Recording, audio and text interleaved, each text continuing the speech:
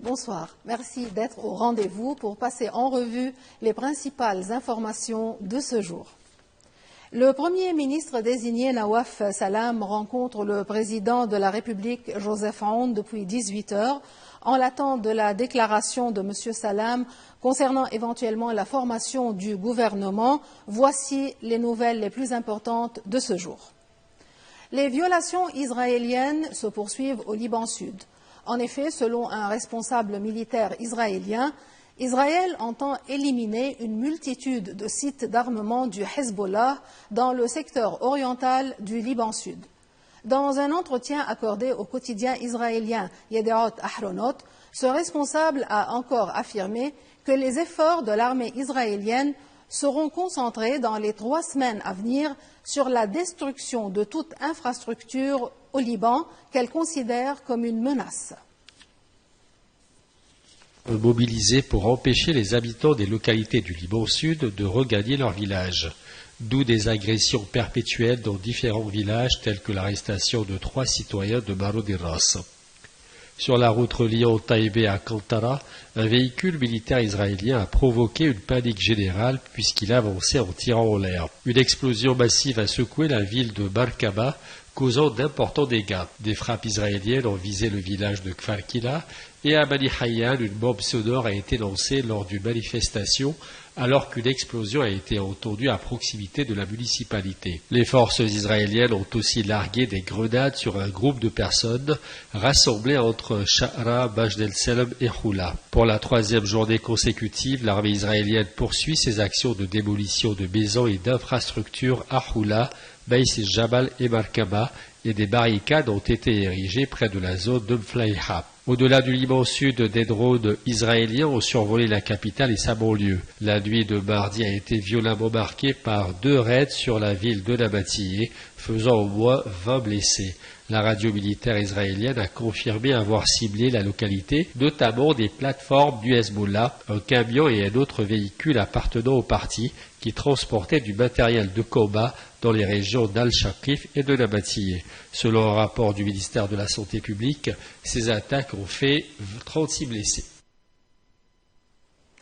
L'évaluation de la situation au Liban Sud et la mise en application de l'accord de cessez-le-feu, mais aussi la discussion des plans de réforme, ont été conjuguées aux promesses d'aide et de soutien au Liban lors des entretiens du président de la République Joseph Aoun, du président de la Chambre Nabih Berri et du président du Conseil désigné Nawaf Salam avec les représentants d'instances internationales. La Banque mondiale sera aux côtés du Liban pour lui permettre de se reconstruire et de progresser, a affirmé le directeur régional adjoint de la Banque mondiale pour le Moyen-Orient et l'Afrique du Nord, Ousmane Dion, au président de la République Joseph Aoun. Le président Aoun soulignait la détermination du Liban à entreprendre les réformes nécessaires annoncées dans le discours de prestation de serment et la première tâche du nouveau gouvernement est de commencer à préparer les textes nécessaires à cet effet, ajouta-t-il. Les développements sécuritaires ainsi que la mise en œuvre de la résolution 1701 à la suite de l'extension de l'accord de cessez-le-feu ont été abordés par le chef du gouvernement désigné Nawaf Salam et la coordinatrice spéciale des Nations Unies pour le Liban, Jeanine Hennes-Plasschaert. Le coordinateur résident et humanitaire des Nations Unies au Liban, Amran Riza, a discuté avec M. Salam des moyens de développer les coopérations entre les institutions des Nations Unies et l'État libanais.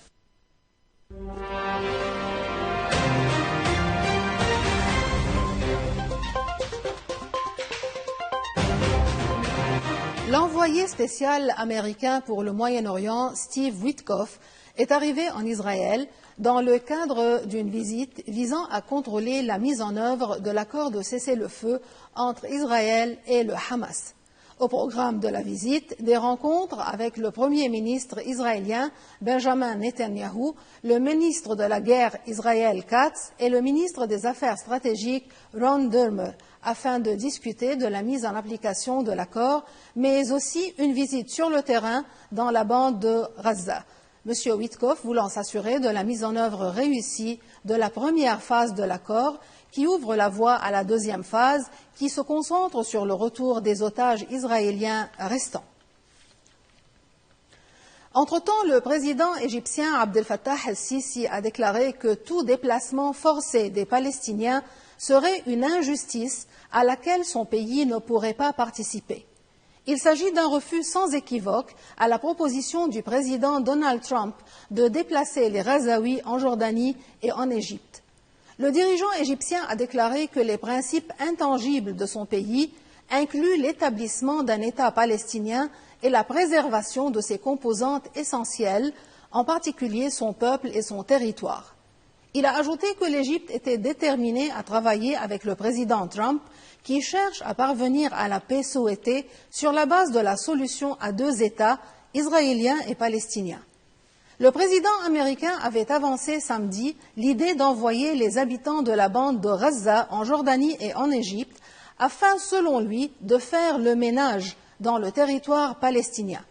Sa proposition a déclenché une volée de dénonciations dans le monde arabe et en Europe. La délégation russe qui s'est rendue à Damas pour sa première visite depuis la chute récente de l'allié du Kremlin, Bachar el-Assad, a exprimé son soutien à l'intégrité territoriale, la souveraineté de la Syrie aussi, a déclaré la diplomatie russe. Lors d'une rencontre à Damas avec de hauts responsables russes, la première depuis la chute en décembre de Bachar el-Assad, les nouvelles autorités syriennes ont demandé à la Russie de corriger les erreurs du passé, alors que Moscou souhaite conserver ses deux importantes bases militaires en Syrie. Le vice-ministre russe des Affaires étrangères, Mikhail Bogdanov, a indiqué avoir été reçu pendant 3 heures avec sa délégation par le nouveau dirigeant syrien Ahmed Shara et son ministre des Affaires étrangères Asad Ashibani. Les discussions ont porté sur des questions clés, notamment le respect de la souveraineté et de l'intégrité territoriale de la Syrie, a indiqué la nouvelle administration syrienne dans un communiqué. La réunion avec la délégation russe a aussi porté sur la mise en place de mécanismes de transition judiciaire destinés à rendre justice aux victimes de la guerre brutale menée par le régime d'Assad. Le rétablissement des relations doit tenir compte des erreurs du passé, respecter la volonté du peuple syrien et servir ses intérêts, a averti l'administration syrienne. La Russie a été vivement critiquée pour son intervention militaire dans la guerre civile en Syrie à partir de 2015. Elle a participé à la répression des rebelles, notamment en menant des frappes aériennes violentes. Commentant la visite de la délégation russe à Damas, le porte-parole du Kremlin, Dmitri Peskov, a évoqué un voyage important, ajoutant qu'il était nécessaire de bâtir et de maintenir un dialogue permanent avec les autorités syriennes. Interrogé sur des informations selon lesquelles Damas aurait demandé l'extradition de Bachar el-Assad, qui s'est réfugié en Syrie avec sa famille, il s'est refusé à commenter. Le ministère russe des Affaires étrangères a noté dans un communiqué que les relations entre les deux pays traversaient une étape charnière, mais il a assuré que Moscou avait réaffirmé son soutien indéfectible à l'unité, à l'intégrité territoriale et à la souveraineté de la Syrie. Par contre, vis-à-vis d'Israël, les exigences de la Syrie sont moins conciliantes. Les nouvelles autorités syriennes ont réclamé le retrait d'Israël des territoires syriens qu'il occupe depuis la chute de Bachar el-Assad, notamment de la zone démilitarisée du Golan. Les autorités syriennes ont souligné que la Syrie est disposée à entièrement coopérer avec l'ONU, selon un communiqué publié à l'issue d'une rencontre entre le chef des Casques bleus de l'ONU, Jean-Pierre Lacroix, et les ministres syriens des Affaires étrangères Asad Ashibani et de la Défense Mourhaf Abou Qasra. Les responsables syriens ont affirmé que les nouvelles autorités étaient prêtes à se redéployer sur le Golan conformément à l'accord de 1974, à condition que les forces israéliennes se retirent immédiatement, ajoute le communiqué diffusé par l'agence de presse officielle SANA. Dès la chute du pouvoir de Bachar el-Assad, le 8 décembre dernier, Israël a envoyé des troupes dans la zone tampon démilitarisée du Golan, dans le sud-ouest de la Syrie, à la lisière de la partie de ce plateau occupé par Israël depuis la guerre de 1967 et annexé en 1981. L'ONU considère la prise de contrôle de la zone tampon par Israël comme une violation de l'accord de désengagement de 1974. Le ministre israélien de la Défense, Israël Katz, avait ordonné en décembre à son armée de se préparer à rester tout l'hiver dans la zone tampon entre Israël et la Syrie. Il a aussi affirmé que l'armée israélienne resterait au sommet du mont Hermon et dans la zone de sécurité pendant une période indéterminée pour garantir la sécurité des localités du plateau du Golan, du Nord et de tous les citoyens de l'État d'Israël.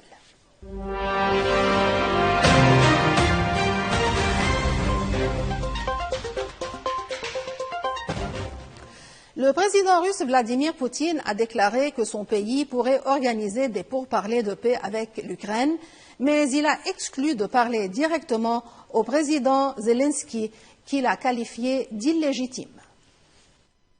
Si le président russe Vladimir Poutine a évoqué la possibilité d'entamer des négociations avec Kiev, en l'absence du dirigeant ukrainien Volodymyr Zelensky, ce dernier a répondu que Poutine avait peur des négociations et qu'il utilisait des astuces cyniques pour prolonger le conflit qui dure depuis près de 3 ans. Le président américain Donald Trump avait fait pression sur les deux parties pour mettre fin au combat depuis son entrée en fonction le 20 janvier dernier, menaçant de durcir les sanctions contre la Russie, tout en affirmant que Zelensky était prêt à négocier un accord. Si Zelensky veut participer aux négociations, j'enverrai des personnes pour y prendre part, a déclaré Poutine, qualifiant toutefois le dirigeant ukrainien d'illégitime parce que son mandat présidentiel a expiré pendant la loi martiale. Zelensky a déclaré pour sa part qu'il existait une chance de parvenir à une paix réelle, mais que le chef du Kremlin faisait échouer les efforts visant à mettre fin au combat. Poutine a également affirmé que les combats prendraient fin en 2 mois si l'Occident cessait de soutenir Kiev. Le conflit n'a montré aucun signe de désescalade malgré la promesse de Trump d'instaurer un cessez-le-feu rapide une fois qu'il serait entré en fonction.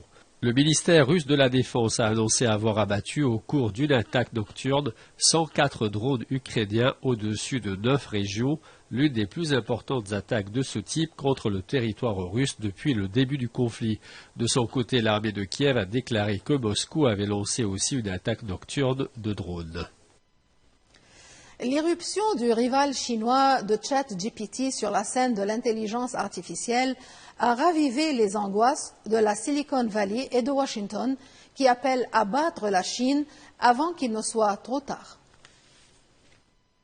L'irruption du rival chinois de ChatGPT sur la scène de l'intelligence artificielle a ravivé les angoisses de la Silicon Valley et de Washington qui appellent à battre la Chine avant qu'il ne soit trop tard. Si l'Amérique se laisse distancer par la Chine dans le domaine de l'intelligence artificielle, elle se laissera distancer partout, économiquement, militairement, scientifiquement, dans l'éducation partout, a lancé le sénateur Chuck Schumer. La semaine dernière, la start-up chinoise DeepSeek a sorti un nouveau modèle d'intelligence artificielle générative similaire à la ChatGPT et Gemini de Google pour une fraction de coût de ceux-ci. L'adoption ultra rapide de DeepSeek a suscité l'étonnement, l'admiration, la chute d'actions à Wall Street et de nombreuses mises en garde. Depuis des années, le gouvernement américain multiplie les mesures pour préserver son avance dans l'intelligence artificielle, considérée comme un enjeu de sécurité nationale, puisque de nombreux élus et de figures de la technologie associent les technologies chinoises à la désinformation et à l'espionnage. Cette nouvelle va décevoir beaucoup d'accros aux vitamines et autres boosters d'immunité. Si sur les réseaux sociaux, dans des publicités ou même en pharmacie, des dizaines de produits proposent de booster son immunité face à la période hivernale et ses maladies, notamment la grippe, cette promesse marketing n'a souvent rien de scientifique. Il s'agirait en fait d'un mythe tenace selon certains virologues. Ce n'est que du marketing, ça ne veut pas dire grand-chose, vous disent-ils. Et si les bénéfices face au virus sont souvent nuls, les risques ne le sont pas, alertent les professionnels. Pour bien fonctionner, notre système immunitaire a besoin d'un cocktail de nutriments, vitamines et minéraux, mais ces apports sont en général assurés par l'alimentation. Contrairement aux idées reçues, il n'existe pas de potion magique pour rendre plus efficace notre système immunitaire. outre le fait que les produits vendus sur Internet ne sont pas bien contrôlés. Aujourd'hui, des millions de personnes à travers le monde célèbrent le Nouvel An lunaire chinois, marquant l'entrée dans l'année du serpent de bois, un événement incontournable, profondément ancré dans la culture chinoise, qui symbolise un moment de renouveau, de tradition et d'espoir pour l'année à venir. Aujourd'hui, des millions de personnes à travers le monde célèbrent le Nouvel An lunaire chinois, marquant l'entrée dans l'année du serpent de bois, un événement incontournable, profondément ancré dans la culture chinoise, qui symbolise un moment de renouveau, de tradition et d'espoir pour l'année à venir. Le Nouvel An lunaire, également appelé Fête du printemps, est la plus grande célébration du calendrier chinois. En Chine et dans de nombreuses communautés asiatiques, il marque le début d'une nouvelle année selon le calendrier lunaire et donne lieu à des festivités spectaculaires. Chaque année, un signe du zodiaque chinois est mis à l'honneur. En 2025, c'est le serpent de bois, symbole de sagesse, d'intelligence et de transformation, qui guidera les énergies de l'année à venir. Dans les rues, des spectacles grandioses animent les festivités. Les danses du dragon et du lion, accompagnées de tambours et de pétards, visent à chasser les mauvais esprits et à accueillir la nouvelle année sous les meilleurs auspices. À la nuit tombée, les feux d'artifice illuminent le ciel, symbolisant la joie et le renouveau. Les célébrations s'étendent sur 15 jours, rythmées par des repas en famille, des spectacles traditionnels et des rituels porte-bonheur. Parmi les traditions les plus appréciées, on retrouve l'échange des enveloppes rouges appelées Hongbao, remplies d'argent pour porter chance et prospérité aux plus jeunes. Selon l'astrologie chinoise, le serpent de bois est un signe de réflexion, de stratégie et de renouveau. Les experts prédisent une année propice aux grands changements et aux prises de décisions importantes. Le serpent incarne aussi la patience et la persévérance, des qualités essentielles pour relever les défis à venir. Et en chinois, Xin Nian Kuale, à tous. Et cette fois en français, bonne année lunaire à tous. Sur ce, nous terminons ce journal. Merci pour votre attention. À bientôt.